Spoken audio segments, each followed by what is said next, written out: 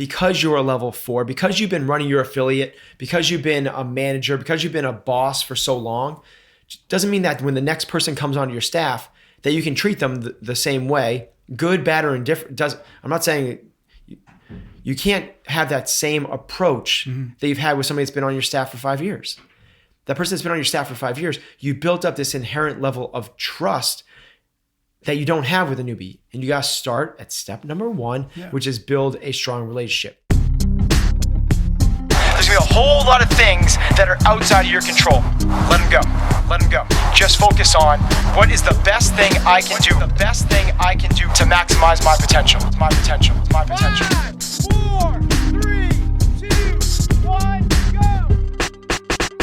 Today, I wanted to talk to you about leadership inside the affiliate, and maybe more specifically, if we get into it, buy-in and how to get, whether it's coaches or athletes or staff in general, sort of to buy into your vision of that affiliate. So first thing is maybe just a broad look at how you think about leadership and sort of how you came to think about leadership today versus maybe when you first started your affiliate. Yeah.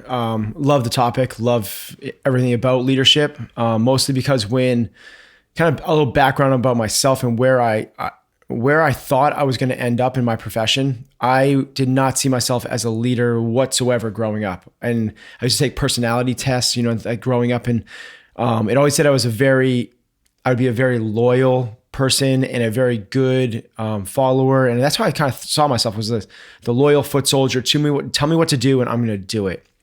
And that hurt me early on in my career of being an affiliate owner and a coach, because I wasn't a good leader. I'm still not. I still have so much room to grow, and hopefully I'm going to be light years better than I am in 10 years than I am right now. But I know I'm a much better leader than I was 10 years ago. I think that what a lot of people feel is you're deemed coach or you're deemed the owner, and by default, you are put in a leadership position and people should buy in and listen to what you say.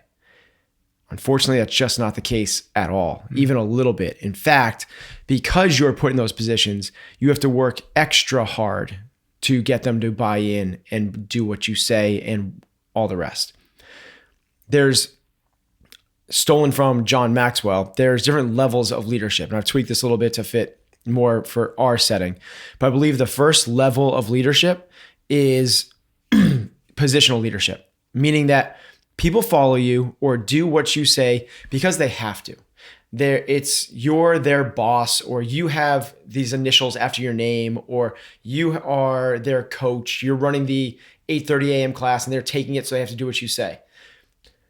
That's a very low level of leadership, and there's no buy-in from anybody. It's a force of hand. It's I hold the power, you don't, so you have to do what I say. It's people are following it because it's the law, because they have to, not because they want to, or any other reason. Level 1 leaders lead in fear. They're afraid of losing their power. And the way they lose their power is by having the people that they're coaching or leading rise up to that same level. If you're a level 1 coach and you're coaching a bunch of your members and they get their level 1, and that's all you are as a level 1 leader, then you no longer have any say over them. You have no real true leadership. And people have come up to me and said, Ben, I have this issue. I got this problem where, I have my affiliate, it's going well, but the biggest problem I'm facing is with my members are coaching other members. Mm-hmm. What do I do about that? By definition, you are a level 1 leader. They've gotten their level 1. Now they think that they're these coaches that can coach other people. Well, if that's the only reason you feel like you can coach them is because you have your level 1, you are at the lowest. You're just a positional leader. What we're all trying to aspire to be is the next level of leadership, which is a relationship-based leader. And what that means is people are now following you, not just because of your title behind your name, not just because you're coach, not just because you're their boss, but because they have an inherent trust and they like you. The analogy there would be if someone off the street came up to you and said, the way you're doing your thrusters with a closed grip on the bar, and the bar is actually a half inch off your chest, is if you opened up your palm and let that fall on your chest, I think you'd be more efficient with your thrusters. You'd be like, who the hell are you? Whereas if your brother said that to you, your brother's never done CrossFit before, but he's like, I read this, you should try it. You'd be like, okay, because you trust your brother. There's a level of trust. There's a level of buy-in. It's much, much higher than the level 1.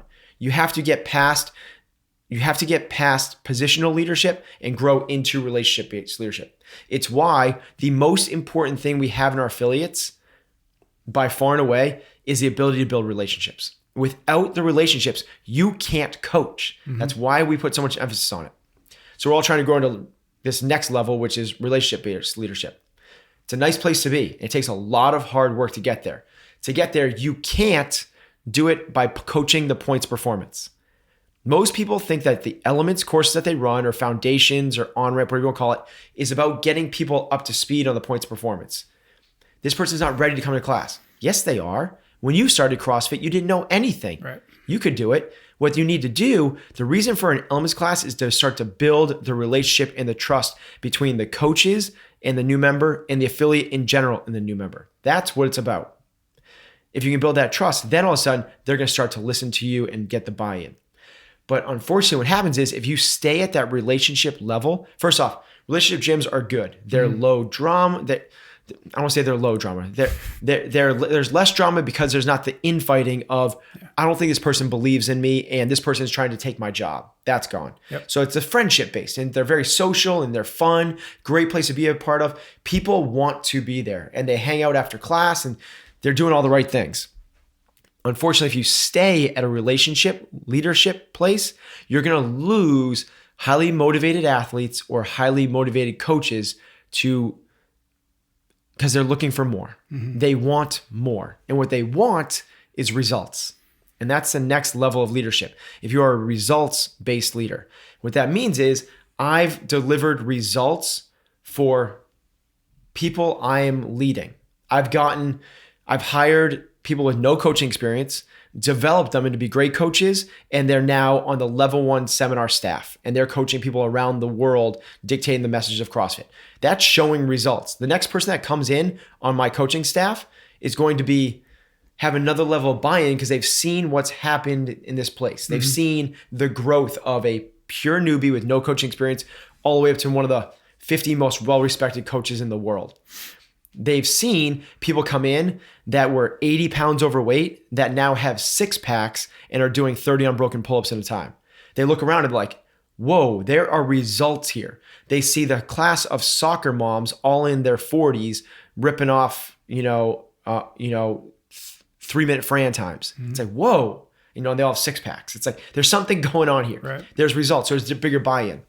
Now that's great, but what we're trying to do is get even further than just that results. What we're really trying to do is get to an individual leadership basis. And that is where I deliver results for you. So if you see the results around you, it's kind of like if you went to, if you were a walk-on Alabama football, you'd be like, I buy into Nick Saban. Like I know what he stands for. I know the man's talking about because he's had incredible results in a dynasty, the most dominant college football program in the world, numerous number 1 draft picks. Like this is it's a part of what I want to be a part of.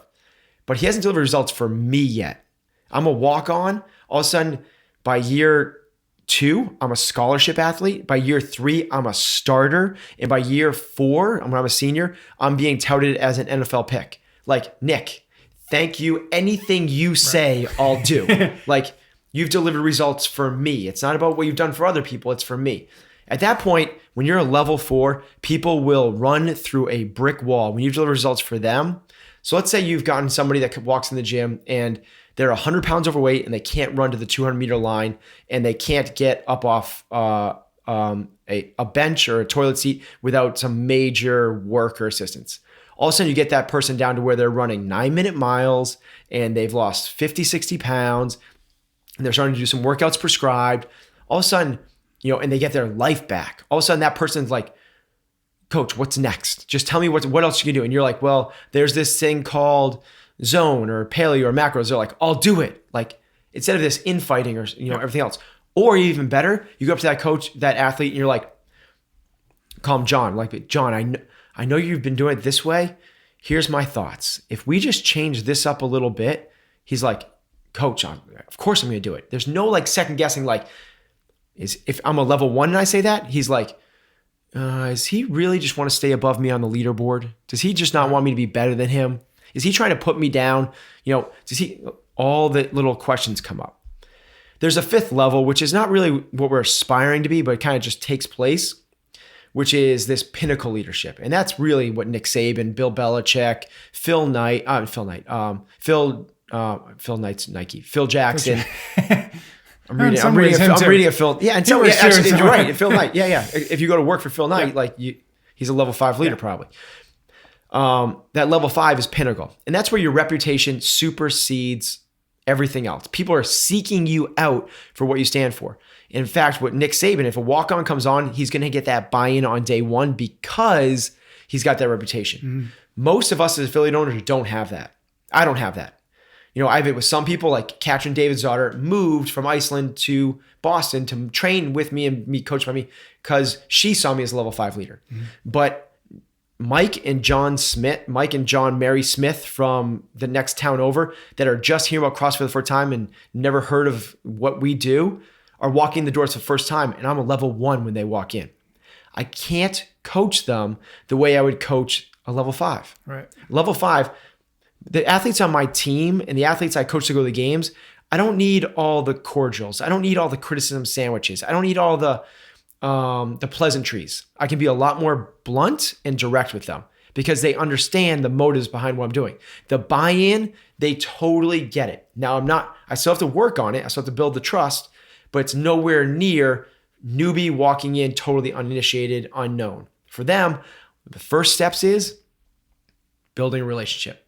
And you can't jump levels, and you're on a different level with everyone in the gym.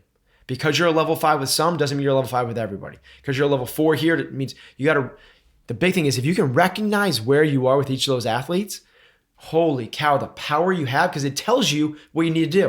If you're a level 1, you got to build a relationship. If you have a strong relationship, you got to deliver results. If you deliver results for a whole bunch of people, you got to show that person results. Mm-hmm. You do that with enough people and you become a level 5. Is that short enough answer for you? Okay, so I think it's really important to highlight the idea that you have to be aware of where you are with each person, both athletes and coaches, because it's just as appropriate with a new coach or a coach. I think about Harry here, like your relationship with Harry here, he's been with you for years and years and years, is significantly different than the most recent coach you just had. You have to sort of like go back to the beginning, which I think is where people get frustrated because they recognize I put all this time in this area, but it doesn't translate to the next person. And I think people get complacent or they get lazy and they don't put in as much effort in the second person as they did the first person. I think that can be that's the hang up, I think. Wow, I love that. Yeah, totally. I don't even know if I've ever actually verbalized. I heard that said, but I love that, right?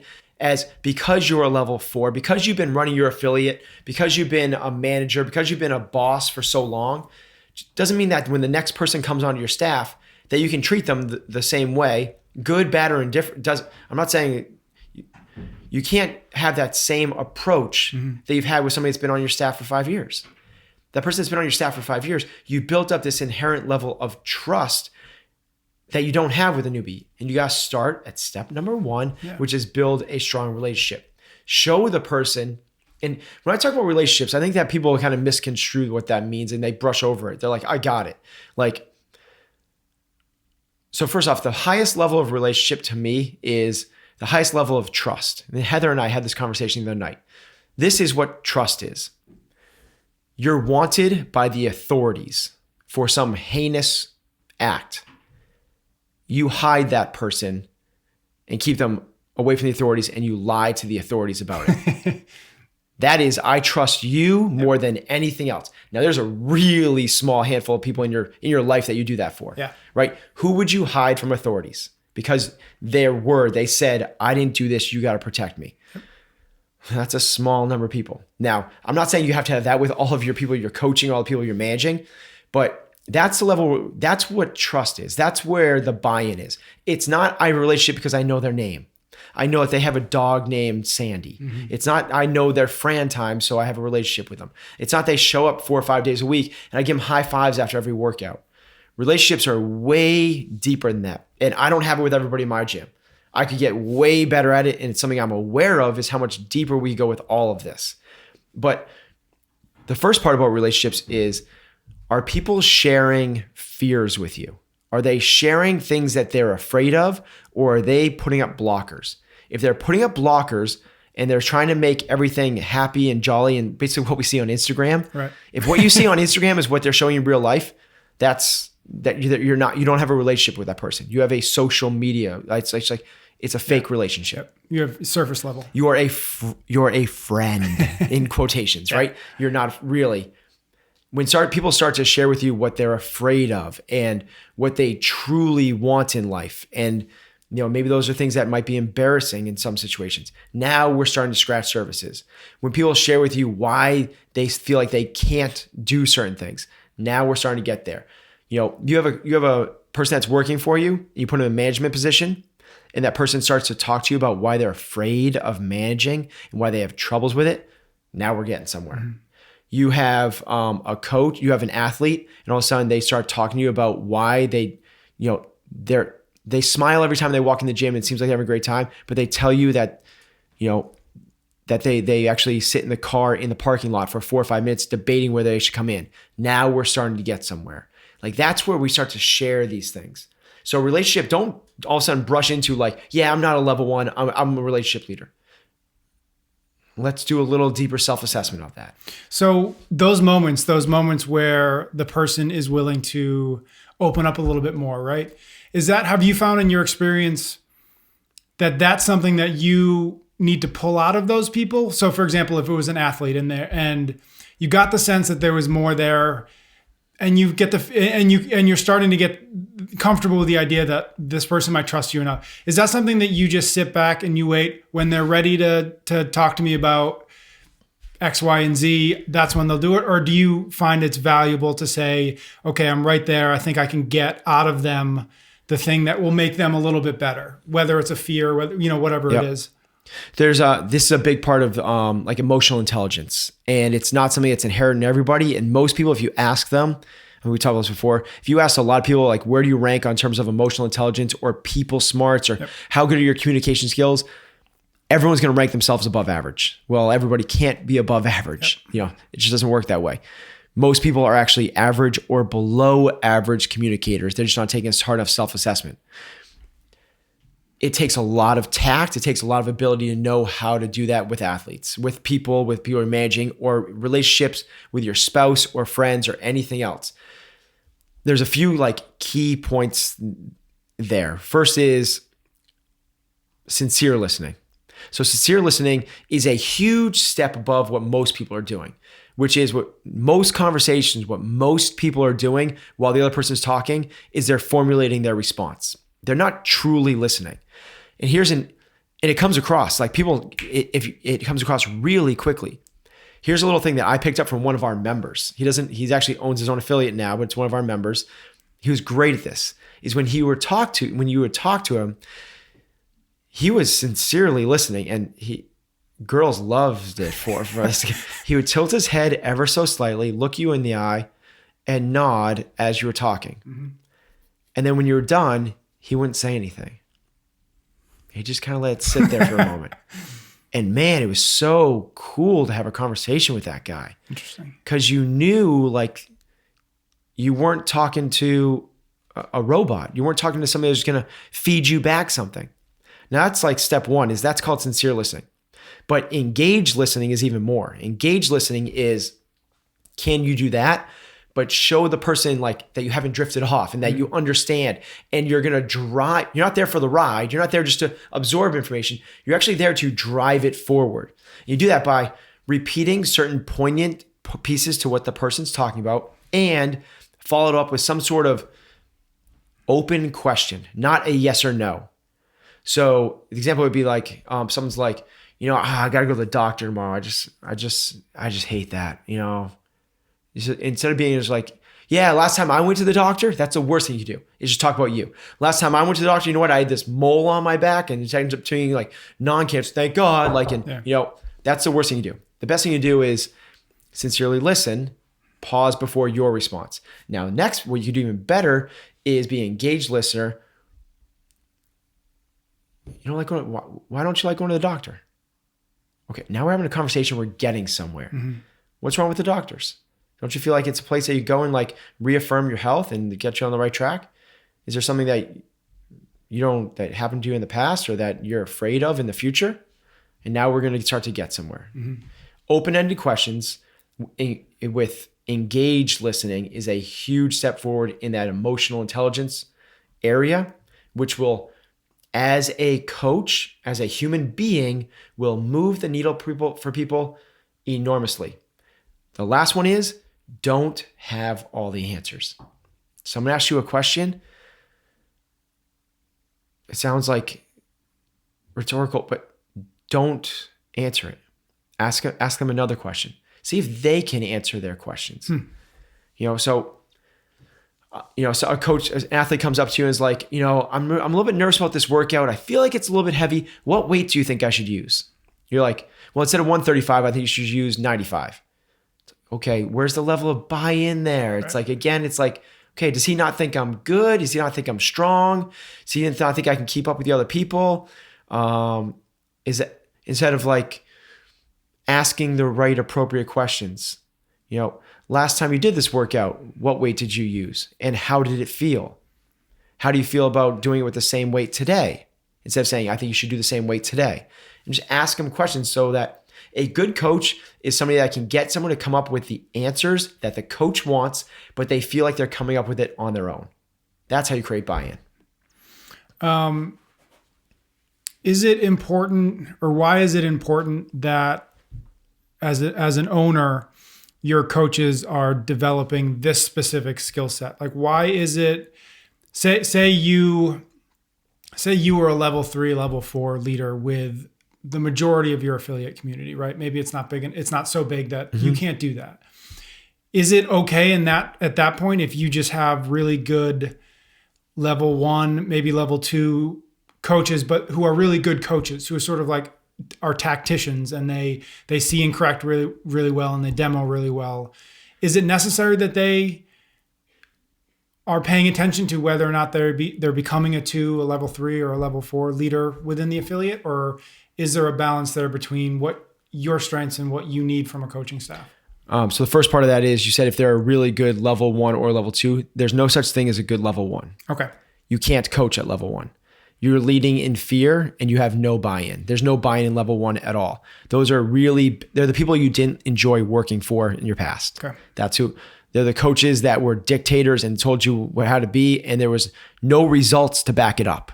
So that's, the other thing I want to say real quick about that is there's some people might be like, well, no, like, Bobby Knight isn't all about building strong relationships. Yeah. He throws chairs and chokes his athletes out. I get it.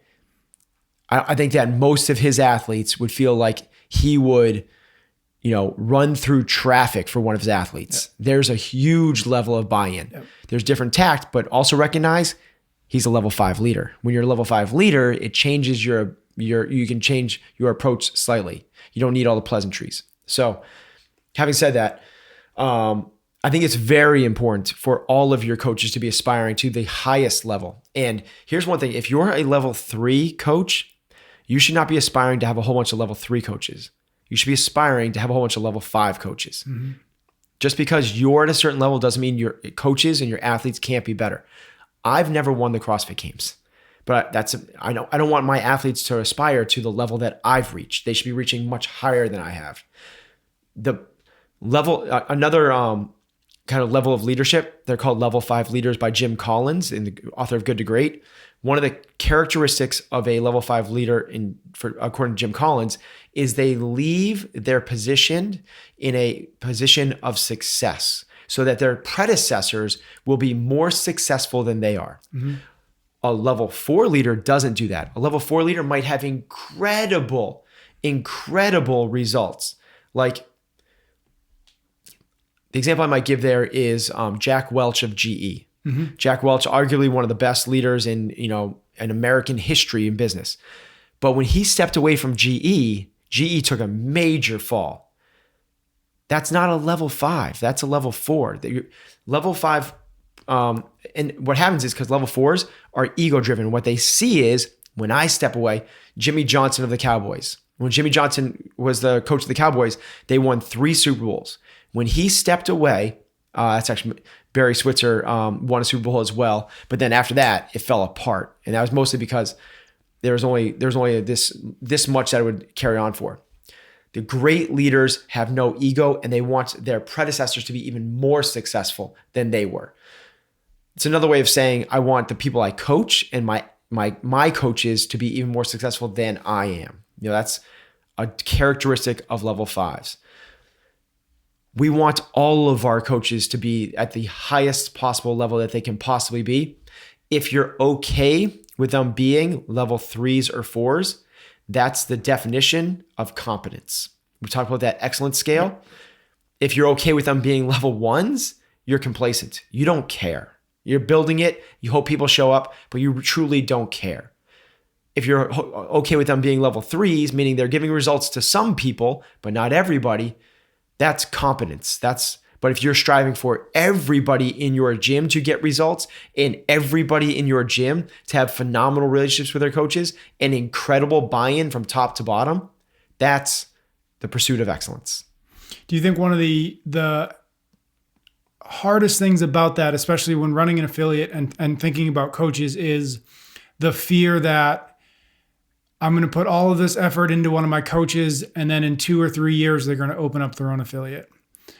That I think could be one of the hindrances to really, really living. Because I think that philosophy, a lot of people will say, yeah, of course I want my coaches to be better than I am.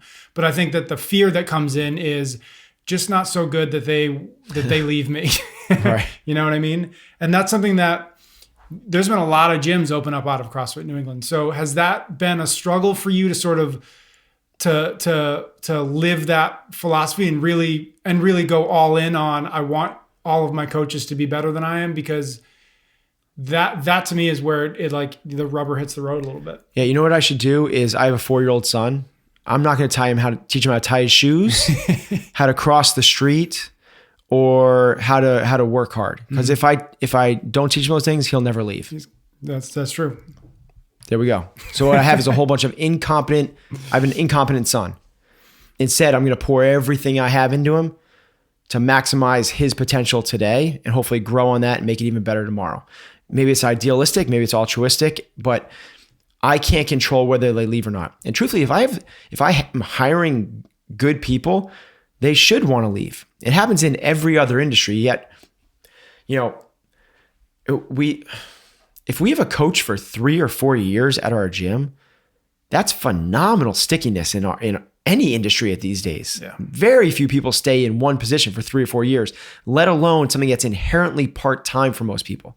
Part-time jobs are, think about like you're working at Home Depot, you're a babysitter, you are a waitress, you're a ski instructor. Like those are part-time jobs. People don't stay in those jobs for half a decade. We can't expect people to stay in our jobs for more than half a decade. If we have someone for 2 or 3 years, that's about the norm. Now, we do and we want to hold on to them longer, and we hope that when we train and we put so much into them that we can hold them longer. But to think that because I put so much into someone that they owe it to me to stay is misguided at best. Yeah. Is that something that you've always believed, or has there been a period where you've, again, because a lot of gyms have opened up out of here, and I've known a lot of the coaches who were coaches here, and then they went on to sort of do the bigger and better things for them. Has that been a hard transition, or has that always been, I don't want to say an easy transition for you, but have you always understood that that's the way it has to be? I've always understood it, but it doesn't mean I have to like it, right? Totally. I don't like it. Yeah.